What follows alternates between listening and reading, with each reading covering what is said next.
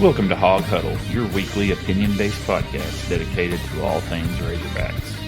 From the highs and lows on the field and court to the biggest stories off of it, we've got you covered. Got a question or topic you want us to tackle? Email us or tweet us your thoughts, and we'll bring them into the huddle. So sit back, relax, and let's dive into the latest. This is Hawg Huddle.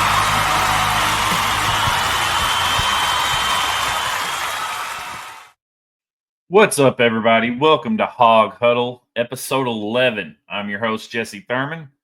Thank you for listening in. I know I'm late again with the time change, work schedule. We're going to change up the schedule a little bit. I'm going to record on Mondays, and all episodes will go live on Mondays at 8 p.m. for our new schedule. Life's getting in the way. With baseball and softball playing on Sundays, I've got to catch up on them. If it's a late game Saturday night, I've got to catch up on that. So it's just easier to finish show prep on Sunday, record on Mondays. So I know a few of my loyal listeners, they listen Monday morning at work. You'll have to wait till Tuesday now. We'll change it up again once baseball and softball's over. We'll kind of see what we're going to do throughout the summer and heading into football. And we'll go from there. But with that, let's jump right into softball. Disappointing weekend in Oxford this weekend. The ladies did show some resilience and some fight on Sunday, coming away with a 20-3 obliteration of Ole Miss. But they did drop the first two, so that's a series loss for the conference opener. Team leaders for the year so far, let's just say Bree Ellis. Right now, she leads the team in batting average. She's hitting .547 on the season. She also leads the team in home runs with 13 and with hits at 29. Now, Reagan Johnson is tied up with her with 29 hits on the year. Reagan has just got speed. So if she puts the ball in play, there's a good chance she's going to be safe at first. Doubles, Bree Ellis is also tied for the lead with Courtney Day, Kaylee Wyckoff, and Carly Davison, all having 6 doubles on the season. No midweek for softball this week. That gives Coach Deifel and crew plenty of time to prepare, relax, and get ready for 4-time defending NCAA softball champions, the Oklahoma Sooners, who will be at Bogle Park this weekend. Friday night's going to be a 6 p.m. first pitch. It's going to be on SEC Network Plus. Saturday, first pitch is going to be at 4 on SEC Plus. And then Sunday, they get to be on the big SEC Network at 11 a.m. And I'm sure a lot of the SEC Plus has to do with conference basketball tournament for the men coming up, which we'll get into later. I checked out SeatGeek. Thought I was going to go see the Hogs take on Oklahoma. Tickets are outrageous. They're higher than I've paid for a lot. Actually, they're higher than I've paid for all my baseball tickets I've ever gotten to go out to Baum-Walker. But if you can get your hands on some, I can just about guarantee you there's going to be some high-level softball that's going to be played out there. And hopefully the Razorbacks can pull out a win or even a series win to get their SEC season back on track. Another fun note that if you watch the broadcast, I'm sure will be mentioned multiple times each day, is Oklahoma head coach Patty Gasso, who is the Nick Saban of softball pretty much. She will be facing off against her son, DJ, who is an assistant for Coach Deifel on the Razorback squad. I'm expecting record-breaking crowds at Bogle this weekend, so it should be an electric atmosphere. If you have the opportunity, get out there. If not, tune in, cheer on the Hogs, and let's hope for a good weekend of softball to make up for the lackluster performance down in Oxford. Also on Friday on the Hill at Bud Walton, the Gymbacks have their final home meet against the Mizzou Tigers. They will start off at 6:45 p.m. It will also be available on SEC Plus. And that's where I'm going to be Friday night. Ashley and I will be heading out to Bud Walton, barring the weather getting too bad. I know it's indoor. I just don't like traveling on 49 with terrible weather because people in Northwest Arkansas can't drive as it is. So like I said, plenty of action going on this weekend in Fayetteville. But let's go ahead and jump into baseball.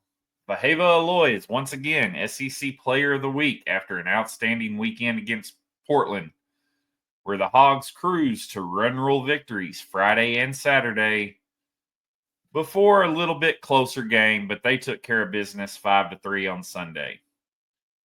Puts the Diamond Hogs at 15-1 on the season and riding an 11-game win streak, which should be 12 after a Tuesday evening matchup at 6 p.m. there at Baum against the UCA Bears.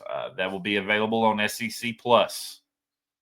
That'll close out a 10-game homestand. But after that, the meat and potatoes of the schedule is going to get served up to our boys down in Oxford, Mississippi, as they travel to Swayze to take on the Rebel Landshark Black Bears, whatever they're calling themselves this week. All three games will be on SEC Plus this weekend. Friday night first pitch is 6:30. And then first pitch on Saturday and Sunday will be at 1:30, which means I don't have to miss any of the baseball games. I'll be watching gymnastics live with baseball on my phone in my hand at Bud Walton Friday night. As of recording, we have a three-way tie for the leading home runs with Aloy, Iredell, and the other Aloy brother, all setting at 6 going into the Tuesday matchup with in-state foe UCA. Cahillo did cool off a little on Saturday and Sunday this week, but he's still a solid bat in the DH spot, just drawing walks, crucial base hits. He had a few RBIs Friday night. They slowed him up on Saturday and Sunday. We'll see how he does Tuesday, and then when he faces some SEC caliber pitching this weekend, I'm sure unless he goes 0 on Tuesday, he will definitely be in the lineup at the DH spot at least 2 times this weekend against Ole Miss. Kendall Diggs got some of his mojo back. He hits a shot to right center on Saturday to secure the run rule in their 10-0 victory. Solid right fielder, coming off that torn labrum and believe he had surgery in the offseason. But he got a hold of one and he admired it all the way over the fence. It was good to see him get that. Another one that we're going to talk about, Nolan Souza. He's starting to get his back going a little bit. Still not to the level we really need it to be, but he's getting there. First step's always the hardest. First hit, stringing together games with consecutive hits, which I think he did go hitless on Sunday. They said error. I thought it was a single. I'm not a professional scorekeeper, but he did get on base. And when Souza gets on base, he is a threat to steal, and he had stolen base as well. Let's see, who else do we got going right now? We've got Souza's doing good. Brent Iredell's doing good. Baheva Aloy's doing good. Cahillo Aloy's doing good. Davalon had a nice bat this weekend. Justin Thomas Jr. playing great in center field, had an amazing catch leaping into the fence. Surprised it didn't knock him out, but great catch. Also had a homer on the weekend.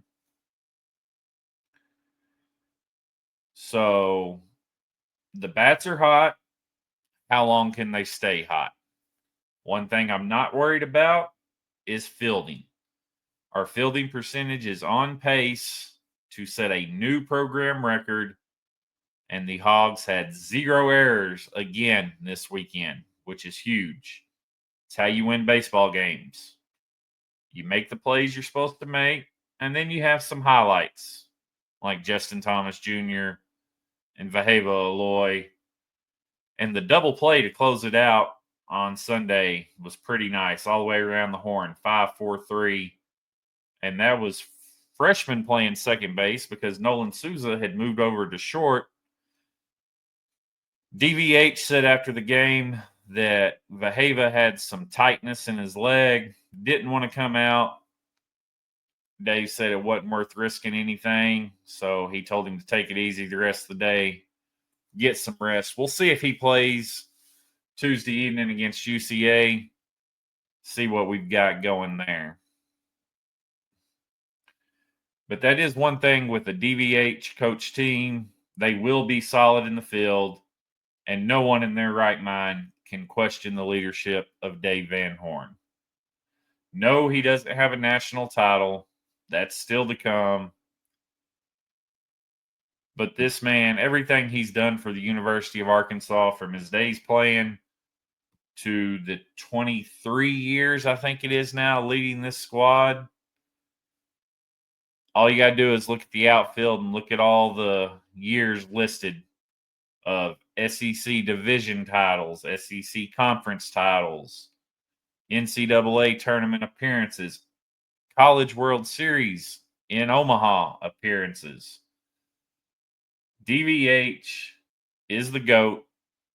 I'll argue with anybody until the end of the day about it. Let's talk about some pitching before we wrap it up for baseball. Gabe Gackle had a bit better performance. Still concerned about him, especially heading to Swayze on Friday night. We'll see how he performs there. And I wouldn't be surprised if DVH doesn't change up the rotation a little bit, although he may want to leave it alone for that lefty-righty matchups. But that brings me to the next pitcher I'm going to talk about, Zach Root. He is doing that number 33 on his jersey proud. He had 10 Ks and no runs given up on Saturday. Just continues to go out every Saturday and make solid appearances. So as long as Zach Root can keep doing what he's been doing, wouldn't surprise me to see him starting on Fridays, but it doesn't hurt to have him starting on Saturdays. And that's going to lead me into our third starting pitcher of the weekend, Bottle Cheese, or as I'm going to call him from now on, Battle Cheese, because the kid battles every time he's on the mound. Every opportunity this season, he's provided a quality start or had a solid outing, and he continued that Sunday, only allowing 2 runs. With Gage Wood out for an undetermined amount of time, a lot of teams would be sweating losing their Sunday starter. Not the Hogs. We've got a solid Sunday starter that when Gage Wood comes back, may not be getting to start on the weekends. But I'm sure Matt Hobbs has something in mind for when that happens, and we'll cross that bridge when we get there. Didn't get to see a whole lot of the bullpen this weekend with 2 run rule games. Did see a few on Sunday. The boys that came in did their job. Parker Coyle continues to be solid. Big Tuna. Colin Fisher continues to be solid. And then, of course, Carson Wiggins with the save on Sunday. He's a freshman. I'm a little worried about him getting into SEC play and facing some more intimidating batters. But I like his development so far and look forward to what he's going to do in a Razorback uniform. But another series sweep. We can only hope for another one at Swayze next week. With that said, we're going to close out baseball and we're going to hit the hardwood. Coach Cal and crew secured 2 nice wins this week. First up was Vandy in the Midnight Madness game. Well, maybe not midnight, but 9 p.m. might as well be midnight to me with my work schedule. Trevin Brazil showed out in this one, and his double-double helped lead the Hogs to a 90-77 win in Memorial Coliseum. 14 boards to go with 16 points for TB, and for good measure, he added 2 blocks, 2 steals, and 2 assists. Nellie Davis led the Hogs in scoring with 25, and all 5 starters scored in double figures against Vanderbilt. Then came the sunrise game Saturday at Bud Walton. Well, at least it felt like a sunrise game compared to the 9 p.m. tip-off, tipping off at 11 a.m. Mississippi State came to the Hill, ranked number 25 in the country, with a spot in the tournament already locked up, and the Hogs needing another win. And they battled. They got down by 16 in the second half, and they scratched, clawed, fought, whatever you want to call it, all the way until the final second. Brazil got in foul trouble right off the jump, getting 2 fouls in the first 2 or 3 minutes, forcing Cal to sit him for pretty much the entire first half. But he did come back out in the second half, secured another double-double with 11 points and 11 boards. But he's not the story of this one. That honor goes to Jonas Adu, who had by far his best performance in a Razorback jersey. He goes for 21 points, 10 boards, 4 assists, and 3 blocks. Just outstanding play by Jonas Adu against Mississippi State. 4 assists from your big man. If you get 4 assists from your big man on top of 21 points and 10 boards, you're doing something right. Of those 10 boards, 6 of them were offensive rebounds, giving us second chances or third chances, whatever the case might be. Then you had old 3J Wagner. And he earned that title for this episode because that 3 he hit that should have won the game was amazing. He goes for 24 to lead all Hogs in scoring. And then that 3 I just talked about should have been the game winner, and it should have blown the roof off the Bud. But we'll talk more about that after we finish up covering basketball. Out of our seven-man rotation, all but Big Z and Carter Knox scored in double figures. They were both off their game in this one, struggled quite a bit, but their teammates picked them up and carried them to the final horn. Just like after the game, Lawson Blake and Adu Thero carried an exhausted Billy Richmond III off the court as he literally left everything he had on the floor to make a block on Mississippi State's final possession and help secure a 93-92 victory for your Arkansas Razorbacks. Now, my take on this is Hogs should securely be in the field of 68, whatever it is nowadays. They're going to change it again. They should securely be in the field for the big dance. But if you listen to the national talking heads, especially one John Goodman, who just hates Arkansas and hates Cal for some reason, he says we still need to win a couple in the SEC tournament. I guess we'll find out next Sunday when the brackets are announced. We'll see what happens, see what kind of ranking we get. As long as there are no games in a town named Columbia, we're good. More on that in a second. Next up for the Hogs, SEC Tournament, Nashville, Tennessee, Wednesday at noon on SEC Network. It's a rematch with South Carolina. And as I mentioned a minute ago, at least this game isn't in a town named Columbia. Our 2 most deflating losses of the season both happened in Columbia. Once in Columbia, Missouri, and once in Columbia, South Carolina. If the Hogs can get their revenge against the Gamecocks on Wednesday, Then they will have a revenge match against Ole Miss on Thursday. And then if they win on Thursday, if they're able to win Wednesday, they beat Ole Miss Thursday, they get rewarded with their third game in 3 days against Auburn, who is no longer the number one team. They lost that title today after whatever that was against Alabama. All kinds of drama and controversy surrounding that. So this isn't an Auburn or Alabama show. I don't really care. At least old Baker Mazera, or whatever his name is, that's 38 years old playing college basketball, got thrown out for being a dirty player.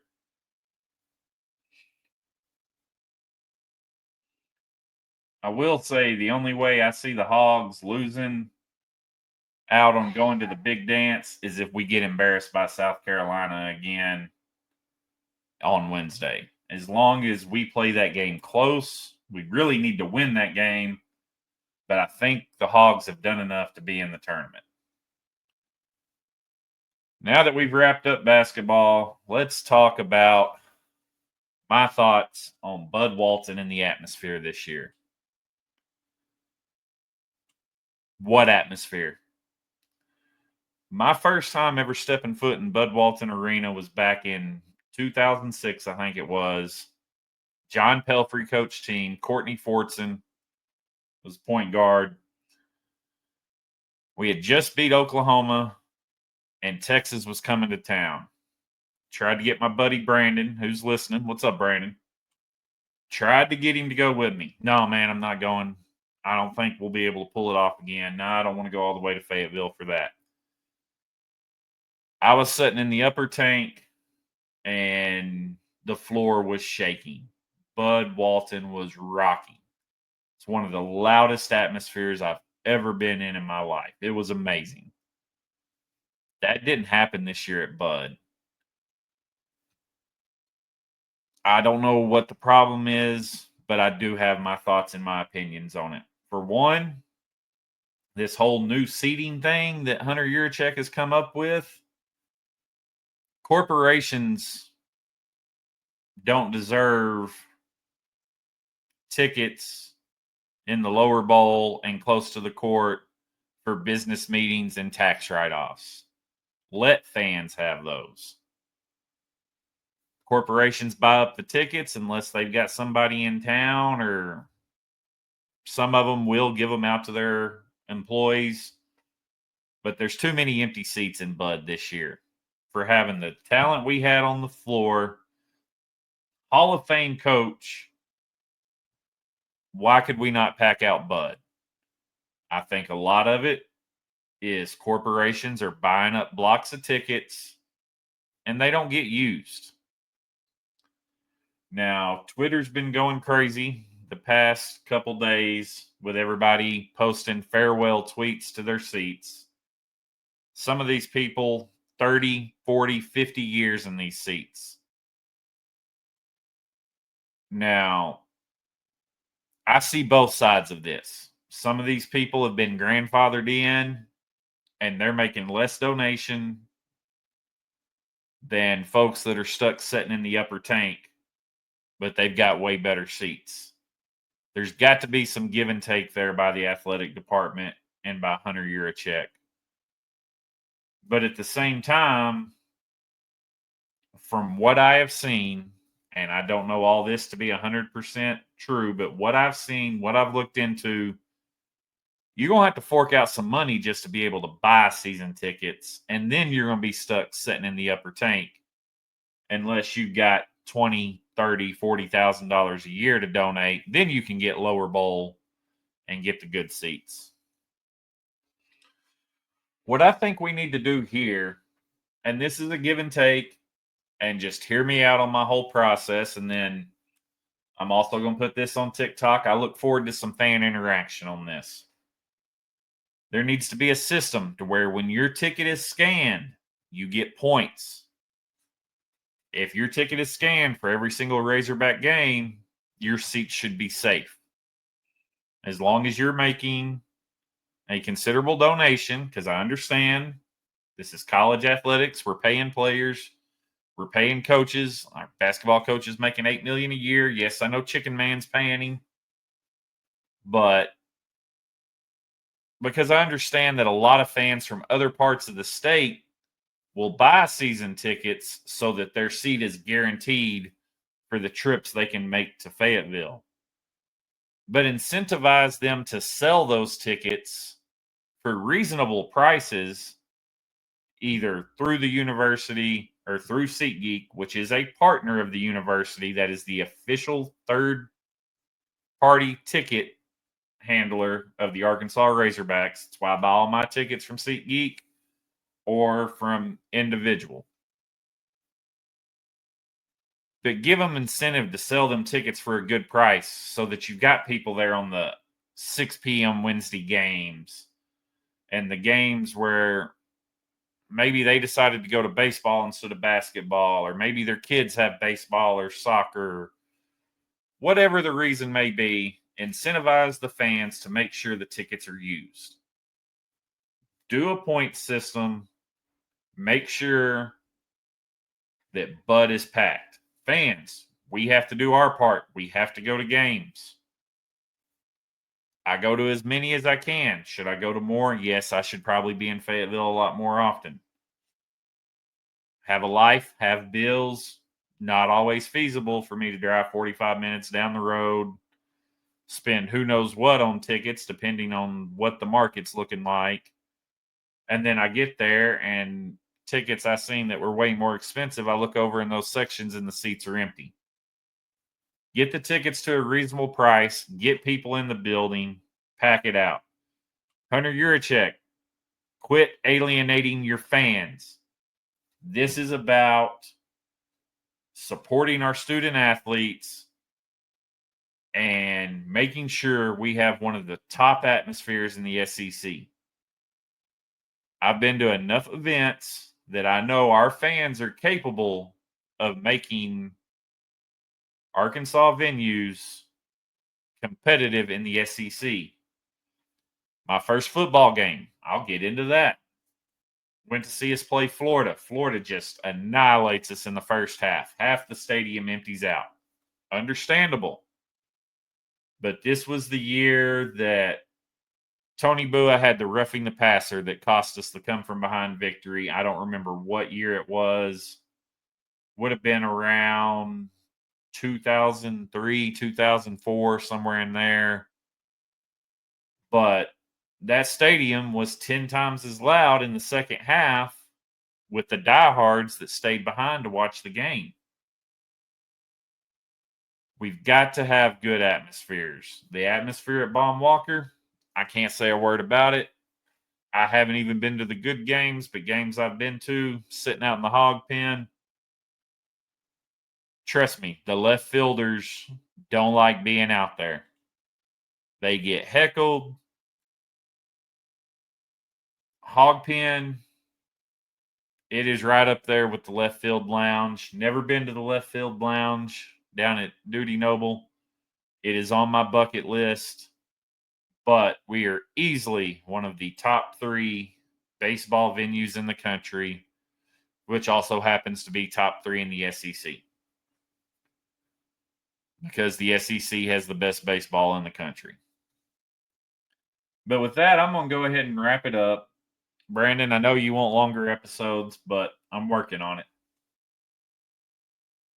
Speaking of that, I do have some plans. I am trying to find a co-host or guest appearance. So if you listen to any other Razorback podcasts that are smaller and trying to get going that you think might be interested, get them in touch with me.